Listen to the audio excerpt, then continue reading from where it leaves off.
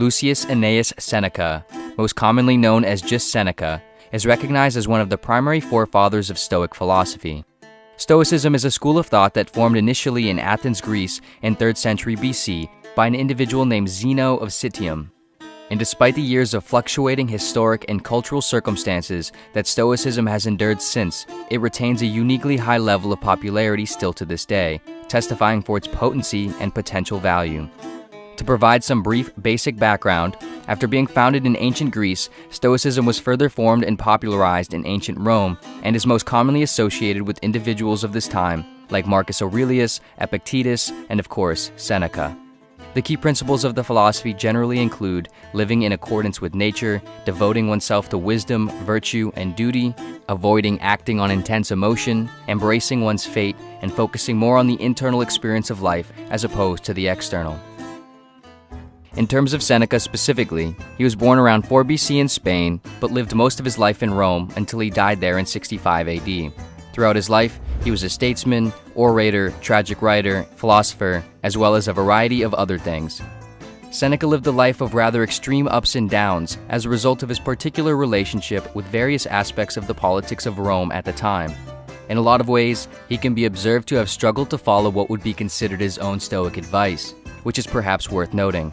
However, arguably, it does not devalue many of the ideas he shared, but rather, perhaps attest to the difficulty of them.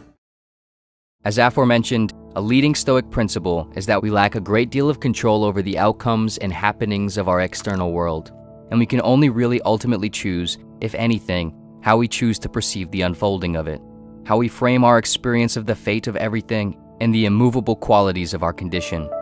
One particular condition that we are thrown and subjected into that Seneca focused much of his discourse on is time. More specifically, how to handle our slippery and transient experience of it. Seneca observed that we tend to be frugal and prudent with many aspects of our life. We tend to hoard our money and possessions and whatever else we can see and get our hands on. And yet, when it comes to time, we rarely guard it or evaluate carefully how well we save and spend it. He suggested that we often give up a great deal of our time to things and people that we wouldn't consider to be worthy of giving anything to if we slowed down and thought about what we were doing and why. Men are thrifty in guarding their private property, but as soon as it comes to wasting time, they are most extravagant with the one commodity for which it's respectable to be greedy, wrote Seneca in his essay and letter entitled On the Shortness of Life. Time in Seneca's mind is to be viewed like any other commodity of life, and if anything, to be viewed as the most valuable one. Ultimately, all we have is our minds and our time, and no one ever knows how much time they have inside their mind. And once it's gone, you can't work for, buy, or fight for it back. This is fairly obvious and even cliché to utter as a sentiment at this point. But despite its obviousness, Seneca observed then, and it can certainly still be observed now, that most of us remain incapable of living as if. We seem to continue to treat our time like it's more or less infinite and more or less inferior to the other objects of our possessions. Unlike the majority of possessions in life, you can't see, hold, or truly know time, making it incomprehensibly slippery and abstract. And because the present is so brief and immaterial, Seneca thought, is why we mostly struggle to properly perceive and value it. For Seneca, to confront the concept of time, one must first fully confront the conditions of their relationship with its finitude and accept their fate as an observer or sort of passenger to it, that you are slipping in every moment towards the end of all moments, and at any moment, it could all be cut short, and you can't do anything about it. This, although bleak, is perhaps worth often considering because the likely fact is that if everyone who is going to lose their life in the next couple years knew they would, mostly all of those people would live differently. And thus, we must live not as if we are one of the ones who will live into late age, but rather one of the ones who might not. Because only in such case can the finitude of life begin to reveal itself, and only when the finitude of life reveals itself can we live in a way that might resemble how a finite life should be lived. Of course, the challenge of this is no small feat. The difference between imagining life might end next week or in a couple years is vastly different than knowing it in fact will. And to know and manage this balance between now and later is perhaps one of the greatest human complications. But Seneca, like many other great philosophers and philosophies, believed that we can and must work to overcome our tendency to look towards the future for solace, and rather, better focus our perspective on the present, not only because the future might not come, But even if it does, when it arrives, it'll likely just be another moment to spend preparing and longing for further future moments, if we remain stuck in such a constant preparatory cycle. It is inevitable, wrote Seneca, that life will be not just very short, but very miserable for those who acquire by great toil what they must keep by greater toil. They achieve what they want laboriously, they possess what they have achieved anxiously, and meanwhile, they take no account of time that will never more return. New preoccupations take the place of the old, hope excites more hope, and ambition more ambition. They do not look for an end to their misery, but simply change the reason for it. For Seneca, to hope to live for oneself finally in the future is to wait until it's properly too late. Rather, to make the most of time is to make the most of today. Lay hold of today's task and you will not need to depend so much upon tomorrow's, he wrote. Seneca believed that one should spend their time fulfilling their duties and responsibilities, enjoying any wealth or fortunes that might come of them, but not working for the purpose of social status or material success beyond one's minimal needs. Because beyond mostly everything else, he argued for allocating as much time as possible to leisure. More specifically, a particular type of well-focused leisure in which one finds tranquility, introspection, and stillness in themselves.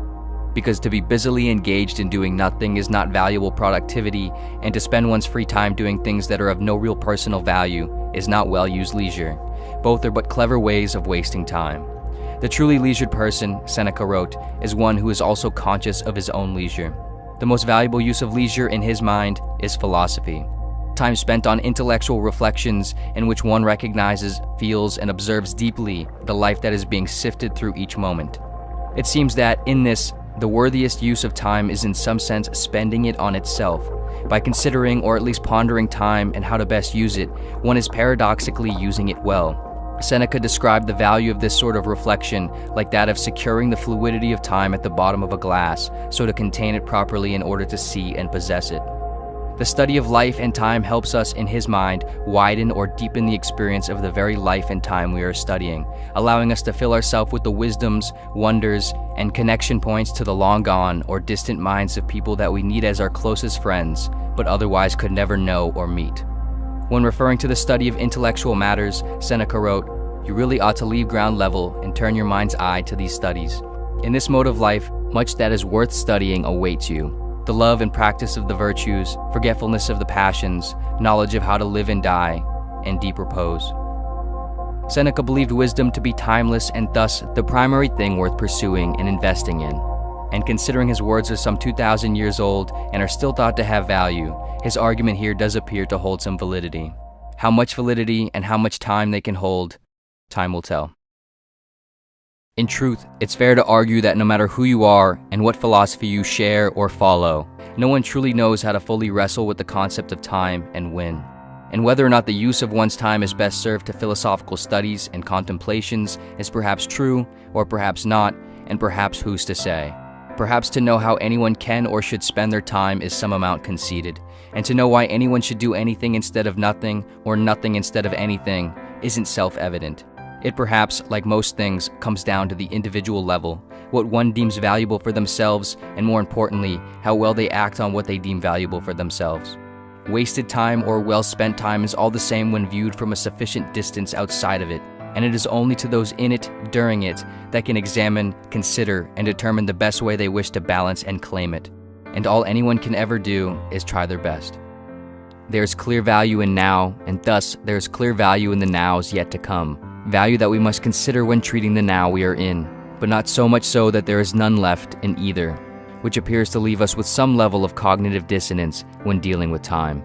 The balancing act of now and later is perhaps nearly an impossible feat, but perhaps it is only in the examination of time that we get to consider such a problem, and it is perhaps only in the consideration of such a problem that we can feel the wonder that is the blender of human consciousness, a sense of confusion wrapped in intrigue, curiosity, and desire to resolve, which is, in proper full-circle fashion, what Seneca believed to be the best use of time.